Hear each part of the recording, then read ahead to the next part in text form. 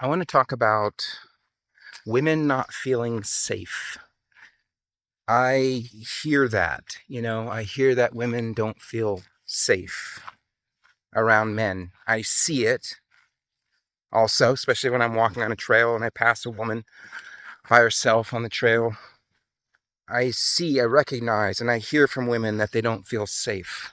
I want to flesh out that picture a little bit. I want to add some things to that, not negate that statement, because I recognize that that's true, but I want to add something to it. And what I want to add is men don't feel safe either. Men have a good reason not to feel safe because men are the victims of violent crime at a vastly higher rate than women. We don't really hear about that because we don't hear about what men's vulnerabilities are very much, because men are trained by society not to feel their own vulnerabilities and not to talk about it for fear of being ridiculed and shamed, which every man has experienced that hundreds of times, if not thousands of times, by both other men, especially other men, but also from women. Ridiculed and shamed for being afraid. It's okay for us to be angry, or it's okay for us to be emotionally disconnected, but being afraid is not really respected, right? Being sad is not really okay, according to society. So a lot of men won't tell you this, but men are afraid of men, and we're afraid of women too. We're afraid of bears and other things. Um, Men are the victims of violent crime at a vastly higher rate, so we have a reason to be afraid. Women are afraid because they don't feel as physically strong as men. But I want to remind you that 50% of men are also not as strong as the other 50% of men. That percentage is skewed higher for women, so maybe it's 75% of women are not as strong as, God, I'm so bad at numbers. What you know what I'm trying to say there, right? There's more women who are not as strong as men, but there's still 50% of men that are not as strong as other men.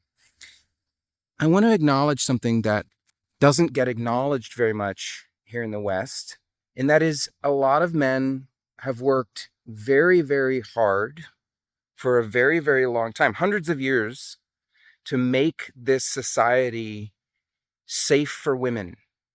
There's a lot of really good men out there who care about women not feeling safe and have worked really hard to make women safer, to share power with women.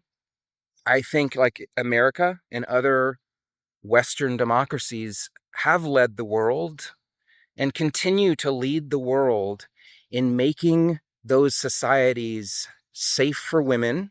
It's not perfect, nor is it perfect for men. We're not perfectly safe either. Like I said, we're still getting murdered at a much higher rate than women, but we're working on it. We have been working on it. I hate it when people see me talking to a camera. I feel like a dork. So there's someone coming and I'm walking now. But I don't feel like men are getting acknowledgement, any gratitude for how safe we have made it. We're only getting criticism in the wider media, anyway, for how unsafe it remains. And that's a method of getting what you want.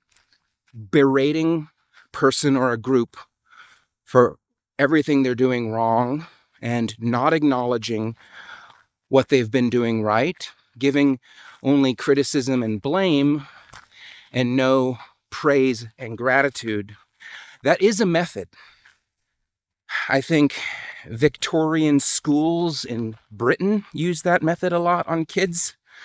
That's what that Pink Floyd album, The Wall, was all about. I think dog trainers will tell you that beating a dog every time it does something wrong is not as effective at changing its behavior as praising a dog when it does something right. You know, there's a balance there. And if we had a child in school where the teacher was only blaming and yelling every time they got something wrong and not acknowledging what they're doing right, we would take our kid out of that school, right? I want you to think about something. Where and when on planet Earth have women been safer than in Western progressive democracies right now? Again, not saying it's perfect, not saying we don't have something to keep working on, because we do. And I'm one of those men that gives a shit about that and wants to keep working on that. But guys, the way we're working on it right now is not healthy. Men in America are not only the ones getting murdered at the highest rate, but we're also killing ourselves at the highest rate. In a social justice movement that cares about people, that matters. Why is it not mattering? I think we're being divided, men and women, and we need to stop that if we want to get what we all really want, which is a society that's safe for everyone and cares about everyone. There is a false dilemma, logical fallacy around this topic, and is also being promoted and taught in this topic. And that false dilemma is that either women are safe or men are safe. That if we don't beat down men and sort of crush their violent nature and dominate them, aka make them unsafe, then we women won't be safe. It's either women are safe or men are safe, that we can't both be safe. That's a strain of feminism that I'm seeing. It's being taught to women. Maybe not openly stated, but it's between the lines. And that's not the way psychology works. If you want a world that's safer for women, you have to work also on making a world that's safer for men. Because you can't demand men give you something that they have not been given. If men from a young age are provoked into violence and fear is just another flip side of violence, usually. If they are triggered into feeling unsafe from a young age, and they are, most men, most boys, and then men to varying degrees, and they view life as dangerous, and that they need violence in order to protect themselves, how can you demand them to not react with violence when life has taught them that they have to in order to survive? This is a steep hill, by the way. That's why I'm panting now. We can't demand people give us what they don't have. If we want peace and safety with men, we also have to work on giving peace and safety to men. We need to acknowledge the victories that we've made so far.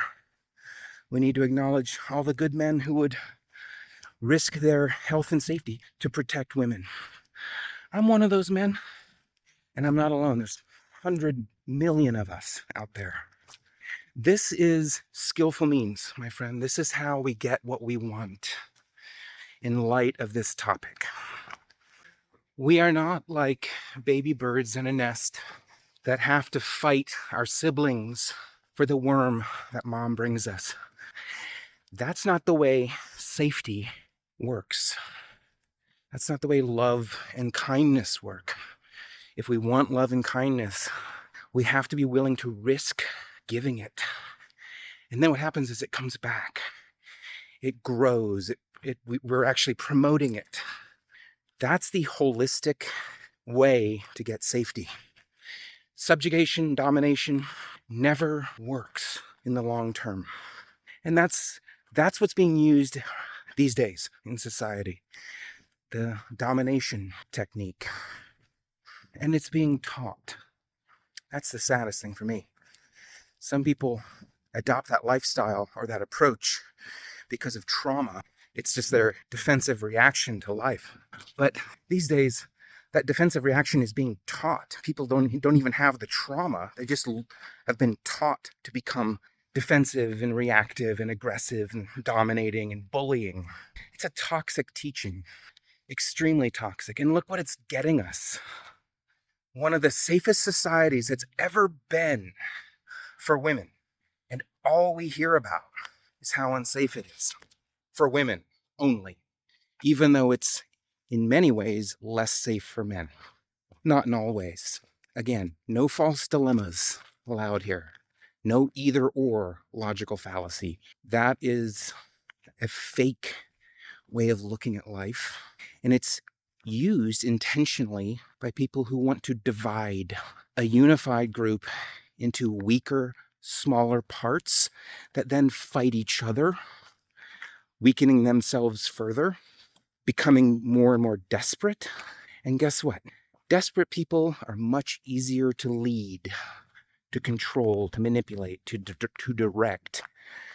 That's what's been happening with men and women. And we're all suffering for it. And the more unhappy we become and the more we suffer, the more the blame, the other side, intensifies. Like so many things happening in our society right now, there's no way home on that path. We have to stop, turn around, and get off of that path if we want to actually get what we all really want. What we all really want is a safe, supportive, loving society.